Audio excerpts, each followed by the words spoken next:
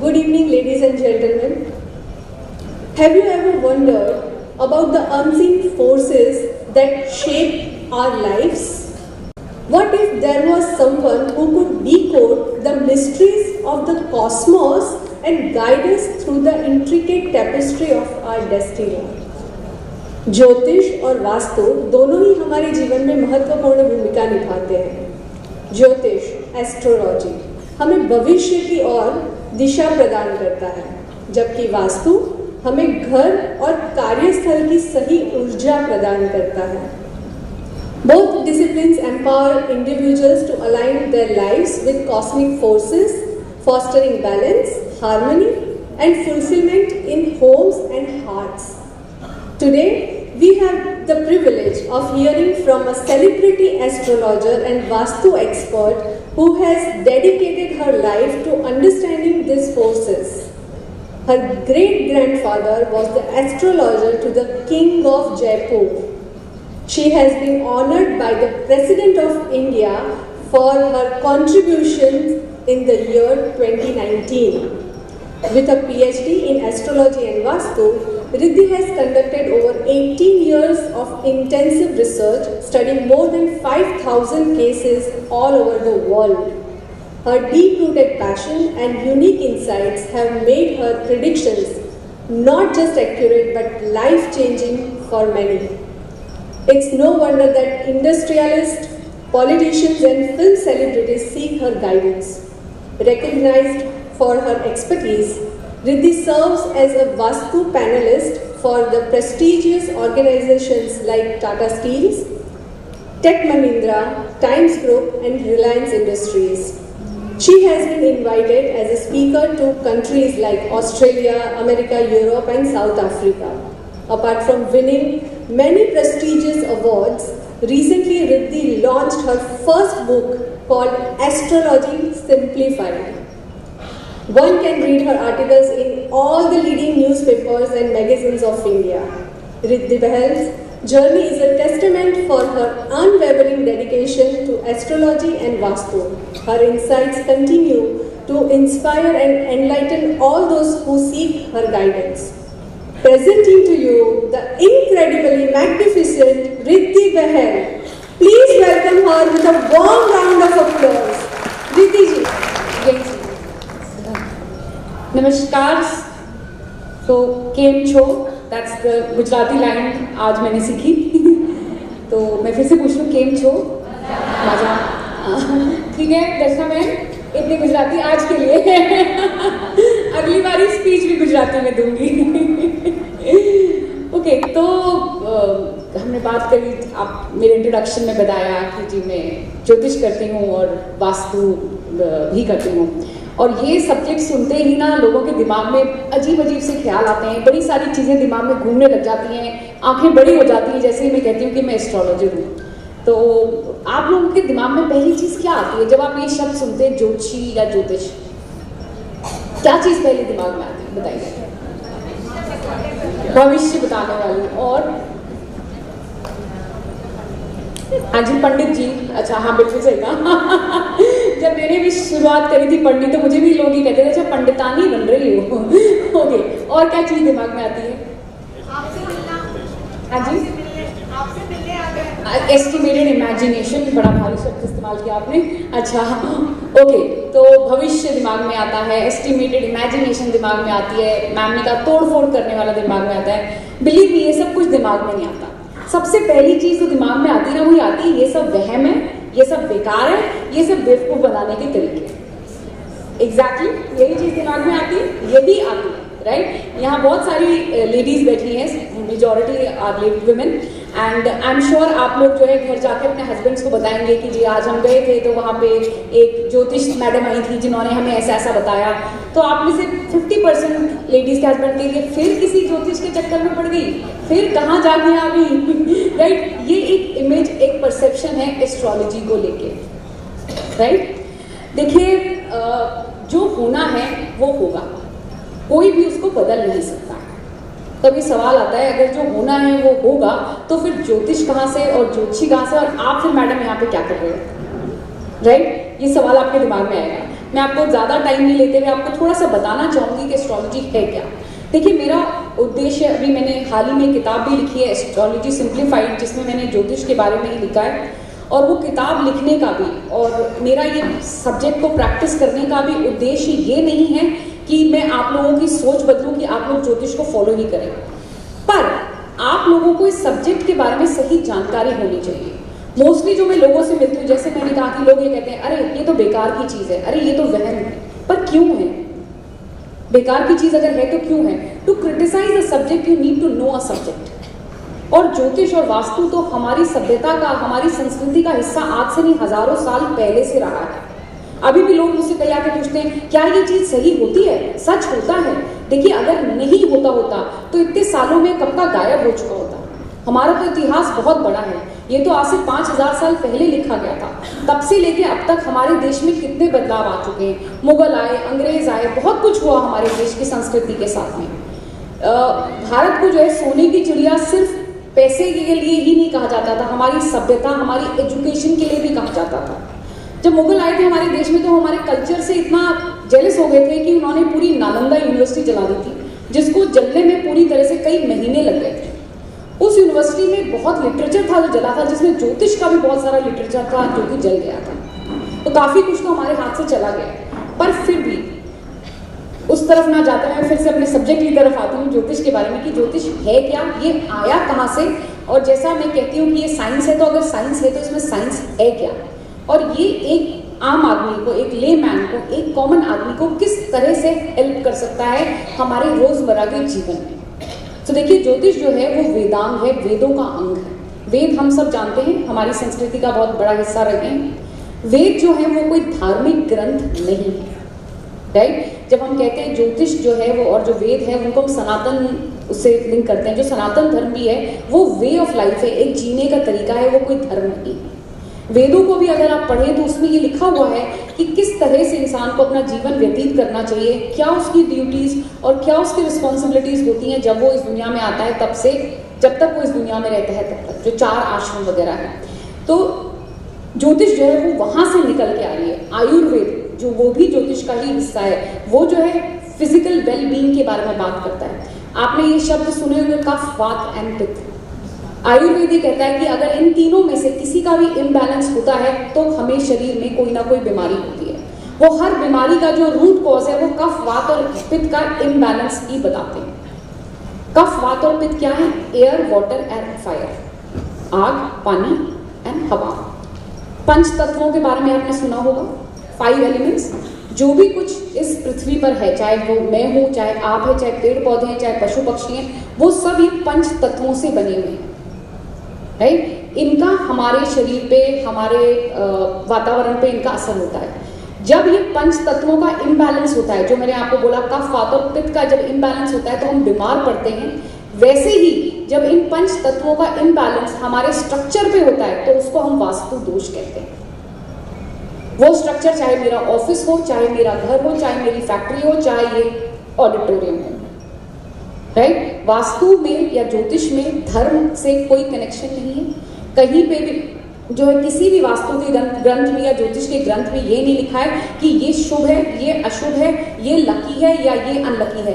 इन सब चीज़ों का इससे कोई कनेक्शन ही नहीं। ये तो समय के साथ साथ कमर्शलाइजेशन चीज़ों का होता गया और हमने भी जो है इस विद्या को एक उपायों की विद्या बना दी है, जबकि उपायों का इनसे कोई कनेक्शन है ही नहीं। बहुत से लोग आते हैं मेरे पास, ये कहते हैं कि जी फलाना हम ये पत्थर पहन लें या हम ये यहाँ पे ये गाड़ दें या नदी में ये बहा दें तो क्या हमारी समस्या का समाधान हो जाएगा।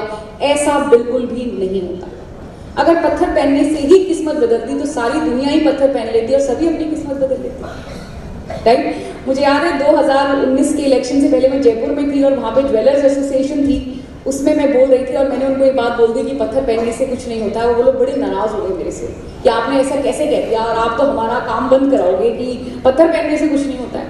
तब क्योंकि चुनाव का माहौल था तो मैंने उनसे ये कहा था कि आप अच्छा से अच्छा पत्थर लाइए और राहुल गांधी को बनाइए, बन जाएंगे प्रधानमंत्री।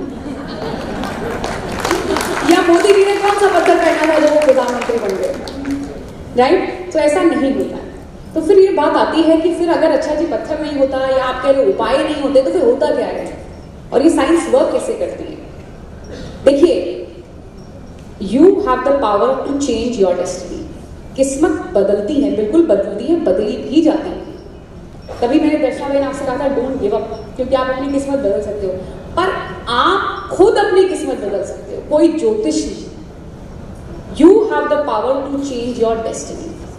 अब ये सवाल आता है कि जी हमने तो देखा है लोगों की किस्मत बदलते हुए, और ये कहा जाता है कि जी इसकी किस्मत अच्छी थी या इसकी किस्मत ही खराब है। फिर आप कह रहे हो कि आप अपनी किस्मत बदल सकते हो, कोई जानबूझ के तो अपनी किस्मत खराब करता नहीं है, तो फिर सभी की किस्मत अच्छी होनी चाहिए, राइट? ये सवाल आप लोगों के दिमाग में आएगा, राइट? और फिर किस्मत होती क्या है, हाउ डज इट वर्क्स? देखिए, आपकी किस्मत में अगर अच्छा खाना लिखा है तो आप एक होटल में, एक रेस्टोरेंट में चले जाते हो, ठीक है, आपकी किस्मत आपको वहां तो ले आई, पर वहां आप ऑर्डर क्या करते हो और आप क्या खाते हो, ये तो आपकी फ्री विल है, ये तो चॉइस आपके पास है। भाई आप 10 गुलाब जामुन खा के अपनी तबीयत खराब करते हो या आप 1 गुलाब जामुन खाते हो? मैं आपको एक किस्मत और ये जो कर्म की थ्योरी है, लोग इसमें बड़ा कंफ्यूज हो जाते हैं कि भाई हमने तो बुरे कर्म किए नहीं, फिर हमारे साथ ही ऐसा क्यों हुआ, राइट? मैं आपको एक बहुत छोटी सी एक स्टोरी सुनाती हूँ महाभारत की, जिससे आपको ये किस्मत और कर्म वाला जो कनेक्शन है ये क्लियर हो जाएगा। जब महाभारत की लड़ाई होने वाली थी तो बहुत से ऐसे लोग थे जो चाहते थे कि युद्ध ना हो, क्योंकि it was a massive war और उसमें जनरेशंस की जनरेशंस खत्म हो गई थी, और कुछ लोग थे उस समय जो जानते थे कि ऐसा हो जाएगा। तो वहां पे उस समय पे एक कैरेक्टर था जिनका नाम था कर्ण। कर्ण जो थे वो ये नहीं चाहते थे कि लड़ाई हो, तो वो जो है सबसे पहले जो है वो कौरवों के पास, सॉरी पांडवों के पास गए कि जी आप ना युद्ध मत करिए। तो पांडव बोले जीवन भर तो हमारे साथ अन्याय हुआ, अब जब न्याय की बात आ रही है तो आप कह रहे युद्ध मत करो, हम तो नहीं मानते, हम तो युद्ध करेंगे। कहता ठीक है, फिर वो जो है कौरवों के पास जाता है, कौरवों से कहता है, कौरव जैसे हमें पता ही था कितने आर्गुमेंट थे, वो तो सुनते मना कर देते हैं, नहीं कुछ भी नहीं, युद्ध तो होगा ही होगा, हम जीतेंगे और हम राजा बनेंगे, युद्ध तो हम करेंगे। फिर वो कृष्ण जी के पास जाते हैं, उनसे कहते हैं आप तो भगवान हो, आपको तो पता है कि कितना विध्वंस होगा, तो आप कुछ करिए और किसी तरह से युद्ध को रोकिए। तो कृष्ण जी कहते हैं भाई देखो मैं कुछ नहीं कर सकता, पर हाँ मैं तुम्हें किसी ऐसे के पास भेज सकता हूँ जो अगर चाहे तो शायद युद्ध रुक जाए। तो वो जो है उनको द्रौपदी के पास भेजते हैं, क्योंकि जो भी कुछ युद्ध सभा में द्रौपदी के साथ हुआ था उसके बाद वो इस बात पे अड़ी नहीं थी कि बदला तो लेना ही है। तो वो द्रौपदी के पास जाते हैं, जैसे ही द्रौपदी ये सुनती है वो एकदम गुस्सा हो जाती है कि तुमने ऐसा सोचा भी कैसे, युद्ध तो होगा। वो अपना तर्क पेश करती हैं, कर्ण अपना तर्क पेश करते हैं, दोनों में आपस में बातचीत होती है। एंड में द्रौपदी कहती है जो कुछ करता है भगवान करता है। ये एक वाक्य जो हम लोग भी बहुत यूज करते हैं, जब हम कुछ नहीं कर पाते हैं, बड़े हताश हो जाते हैं, तो हम कहते हैं भगवान की मर्जी, जो कुछ करता है भगवान ही करता है, भगवान ही चाहता था कि हमारे साथ ऐसा हो। इस पे कर्ण कहता है अगर सभी कुछ भगवान करते तो वो इंसान को बनाते ही क्यों? अगर सभी कुछ भगवान करते तो वो इंसान को बनाते ही क्यों? तो डेस्टिनी हमें उस सिचुएशन में तो ला देती है, पर उस सिचुएशन को हम अपने फेवर में करेंगे या हम उसको अगेंस्ट में करते हैं, ये फ्री विल हम इंसानों में है और ये विजडम हम इंसानों में, राइट? अब बात आती है ज्योतिष की, ठीक है जी किस्मत क्लियर हो गई, फ्री विल क्लियर हो गई, पर अब ज्योतिष कहाँ पे यहाँ पे रोल प्ले करता है? देखिए ज्योतिष and vastu is a wonderful guiding science. जब आप एक जगह से दूसरी जगह जाते हैं, मान लीजिए आप दिल्ली सूरत से बॉम्बे ट्रैवल कर रहे हैं, तो हम जीपीएस लगाते हैं कि कितनी देर लगेगी, कितना टाइम लगेगा, रास्ता साफ है कि नहीं है, या अगर ये रास्ता सही नहीं है तो हम दूसरे रास्ते से जाएं, करते हैं ना? क्यों करते हैं? जिससे हमें पहले से अगर पता है कि हाँ इतना टाइम लगेगा तो हम अपने दिन को उस हिसाब से प्लान कर सकते हैं, हम रास्ते में कुछ कर सकते हैं, अगर लग रहा है बहुत ज़्यादा टाइम लगेगा तो हम आज नहीं हम कल चले जाएंगे, राइट? हमें एक क्लैरिटी मिल जाती है। इसी तरह से ज्योतिष और वास्तु भी जो है वो जीवन का जीपीएस है, राइट? वो आपको बता देगा कि हाँ ये जो आप लाइफ की जर्नी कवर कर रहे हो इसमें कहाँ चैलेंजेस आएंगे, कहाँ पे you have to be careful, कहाँ पे आपको ज़्यादा एफर्ट करना है, कहाँ पे आप जो है कम एफर्ट करके भी आपके काम बन सकते हैं। पर जीपीएस जो है जो डिस्टेंस है वो कम नहीं कर सकता, 3 घंटे की जर्नी को आपको 2 घंटे करके वो नहीं करेगा। तो ज्योतिष भी आप ये सोचो कि आपके जीवन में चैलेंजेस आएंगे ही नहीं, ऐसा कोई उपाय बता देगा, ऐसा नहीं होता, राइट? और इसीलिए साइंस का नाम खराब है। जैसा मैंने कहा इसको उपायों की साइंस बना दिया गया है। लोग जाते भी एस्ट्रोलॉजर के पास इस उम्मीद से है कि उनके पास पता नहीं कोई जादू की छड़ी है और मैंने बोला कि मेरे साथ ये समस्या है, वो जादू की छड़ी घुमाएंगे और रातों रात मेरी समस्या खत्म हो जाएगी। ऐसा नहीं होता है, राइट? हम आपको बता सकते हैं और आप जो है उसको फॉलो करके लाइफ को ईजी कर सकते हो। मैं आपको एग्जांपल देती हूँ, मेरे पास एक कपल पेरेंट आया जिसमें जो मदर थी वो लॉयर थी और जो फादर थे वो बिजनेसमैन थे। 15-16 साल का बच्चा जो कि बहुत ही कंफ्यूज होता है, वो ऐसी एज होती है कि मैं लाइफ में क्या करूँ। अब वो माँ जो थी वो चाहती थी कि जी ये लॉयर बने क्योंकि मेरा चैम्बर है वो हाई कोर्ट में, तो मैं ये लॉ बन करे। फादर चाहते थे कि जी एक ही एक बेटा है तो वो तो बिजनेस ही करना चाहिए। अब बच्चा वैसे ही कंफ्यूज, माँ बाप ने और कंफ्यूज कर दिया, राइट। अब वहां पे जो है उसकी पत्री देख के मैं उनको ये गाइड कर सकी कि हाँ इसके लिए ये प्रोफेशन सही है, ये चीजें परस्यू करे, स्टडीज करे तो वो उसके लिए ठीक रहेगा। देखिए पढ़ना बच्चे नहीं है, पर उसको सही गाइडेंस मिल गई तो उसको एक क्लैरिटी मिल गई, इससे लाइफ बिकम्स इजी। जैसे आप बिजनेस करना चाहते हैं, मेरे पास आजकल बहुत से ऐसे लोग आते हैं, आजकल स्टार्टअप्स का जमाना है कि जी हम बहुत थक गए काम करते करते, हम अपना खुद का काम करना चाहते हैं, हम क्या चीज करें, क्या बिजनेस मेरे लिए वर्क करता है कि नहीं करता है। ऐसे लाइफ के डेली बेसिस पे बहुत सारे डिसीजंस होते हैं जहां पे हमें एक क्लैरिटी चाहिए होती है। होता है ना लाइफ में, हम कहते हैं अरे हमें किसी ने बताया ही नहीं, हमें तो उस समय ये पता ही नहीं था ऐसा भी होता है या ऐसा भी हो सकता है। तो वहां पे जो है astrology which is a wonderful guiding science works as a good guidance, right. Astrology को लेके कई चीजें हैं जो कि जैसा मैंने कहा ये फील्ड जो है साइंस जो है बहुत कमर्शियल हो गई है, तो बहुत सी ऐसी चीजें हैं जो आधे अधूरे नॉलेज वाले, ज्ञान वाले ज्योतिष जो है उन्होंने उसको बहुत बड़ा प्रोपोगेंडा बनाया हुआ है, जिसमें आजकल सोशल मीडिया ने उसमें और तड़का लगा दिया है। हर थोड़ी देर में कोई ना कोई रील आ जाती है, 5 ऐसी चीजें करिए आपकी किस्मत बदल जाएगी, ये चीज बटुए में रखिए तो ये हो जाएगा। ऐसा बिल्कुल नहीं होता, मैं फिर से रिपीट कर रही हूँ।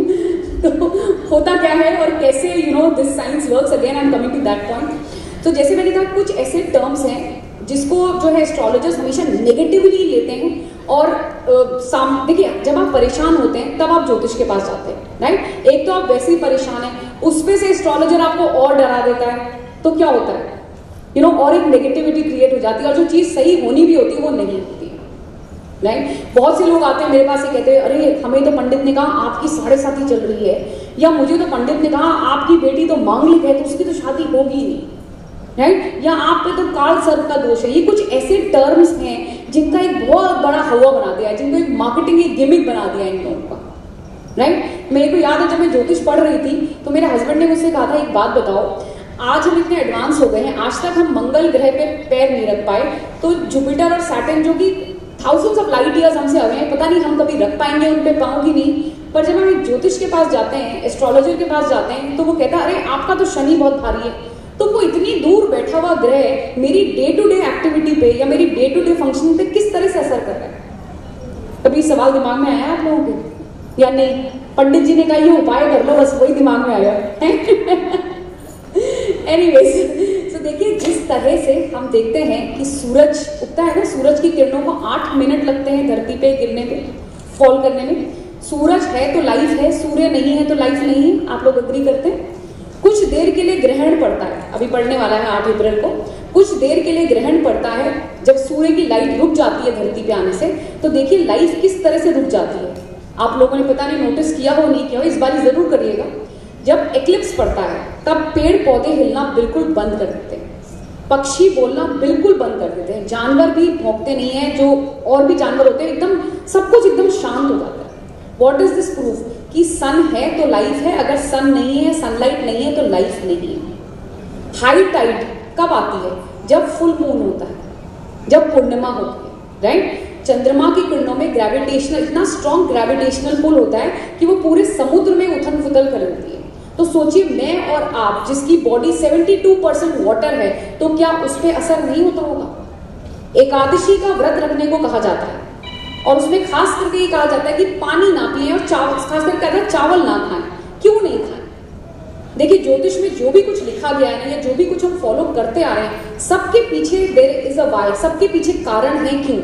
अब क्या हुआ है, हम लोग ने वो क्यों जो कारण है उसको हम भूल गए हैं, जो ऊपरी ऊपरी चीजें हम उनको फॉलो करके चल रहे हैं, राइट। हमारा जो देश है इंडिया जो है वो प्राइमरीली एक एग्रीकल्चरल कंट्री है। हमारे यहाँ जो भी त्योहार मनाए जाते हैं वो 2 कारण से मनाए जाते हैं, एक तो एग्रीकल्चर के कारण, दूसरा सीजन मौसम के कारण।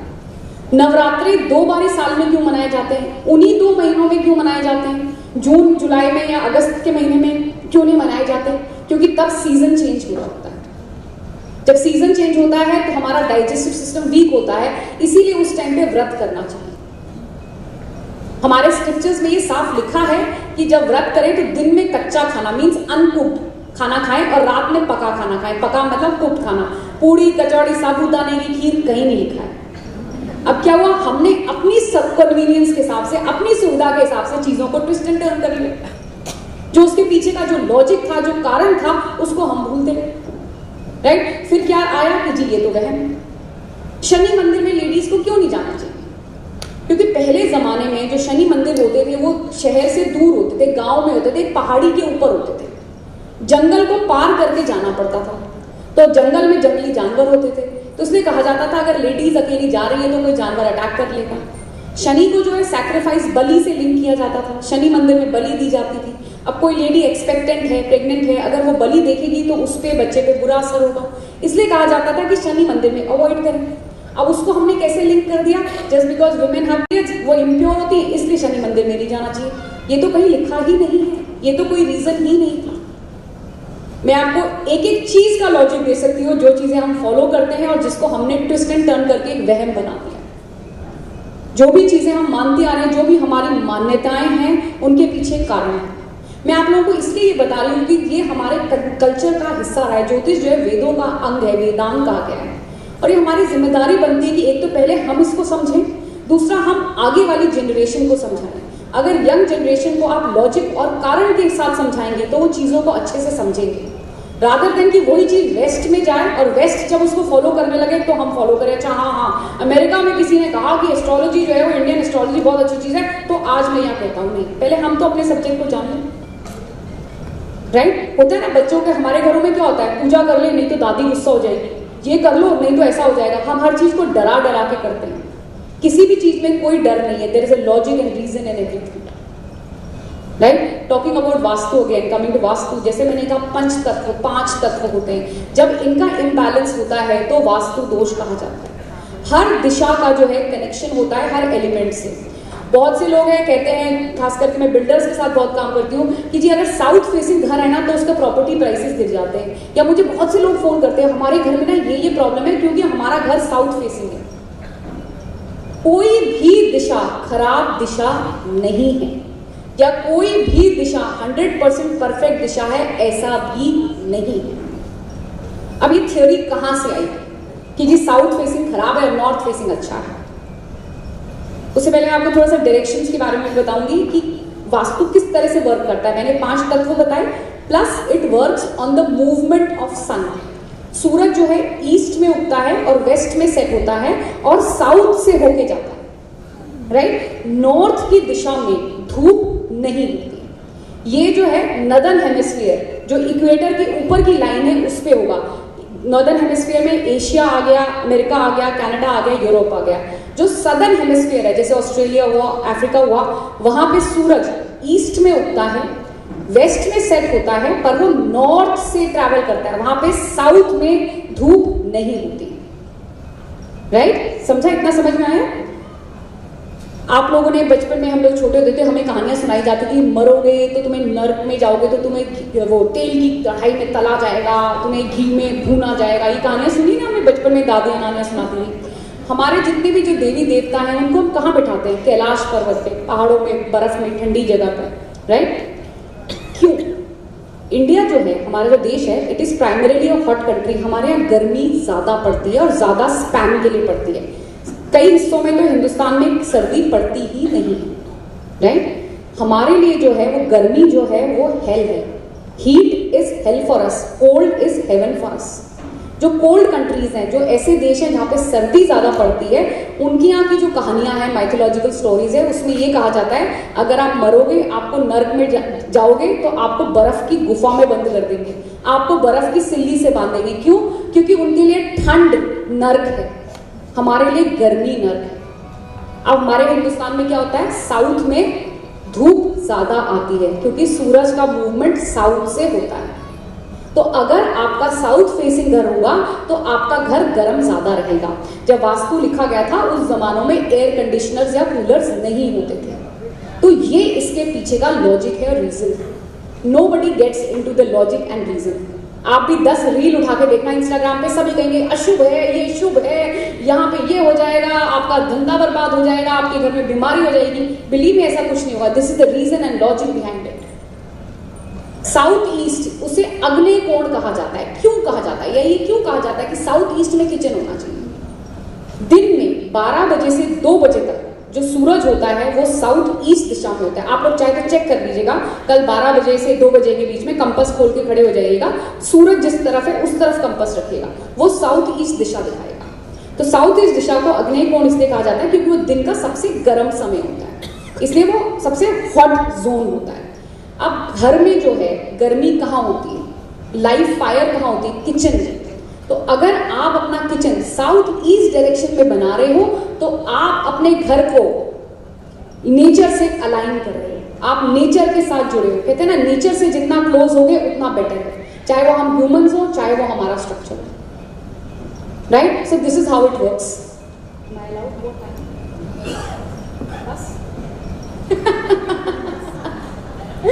Okay, so anyways, since time is short, but what I will try to conclude this is by saying कि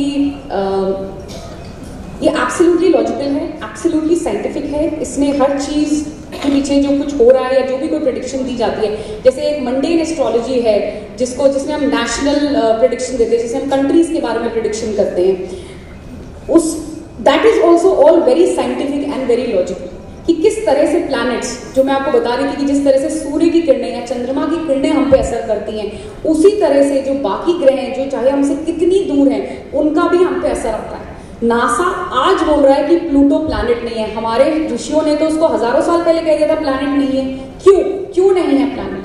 क्योंकि वो बहुत दूर है, उसकी रेज अर्थ तक नहीं आती, पहली चीज।